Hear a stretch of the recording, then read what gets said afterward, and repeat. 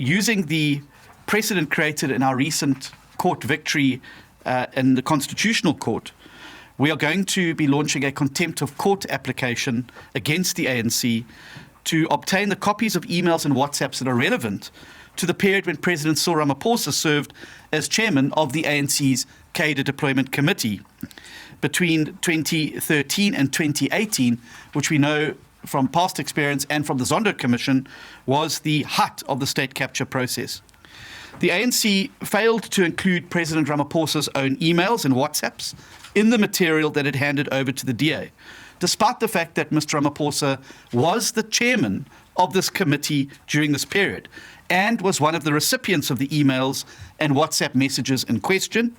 He ultimately bears responsibility for the operations of this committee, but has failed to depose an affidavit confirming he has no documents or information for this period, instead choosing to rely on the dog ate my homework approach. The DA has yesterday issued a letter of demand to the African National Congress for it to fully comply with the Constitutional Court's order with a deadline of tomorrow. If they do not adhere to this demand, we are going to be seeking a contempt of court ruling that includes prison time, aimed specifically at the Secretary-General Fikile Mbalula, who has acted on behalf of the ANC in this matter. We will use the precedent created by the case of Jacob Zuma when he was sent to prison for similarly being in contempt of a constitutional court order.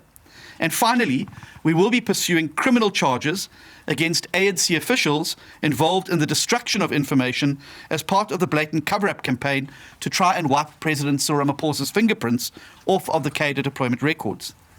In our legal letter sent to the ANC yesterday, the DA has pointed out that the ANC has failed to comply with the court order in a number of material respects. One, extensively redacting the documents.